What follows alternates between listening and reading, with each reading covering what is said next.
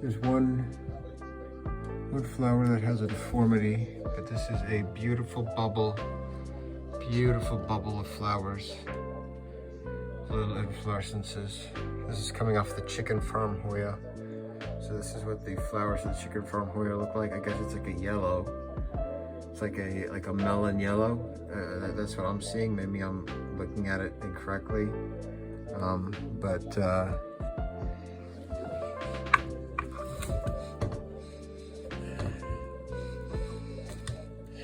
It smells like it smells like Home Depot. It smells like what Home Depot smells like. It has that like dirt smell. It has like a dirt smell to it. So it's not a very pleasant fragrance, but it has beautiful flowers. And if it's not, this isn't focusing.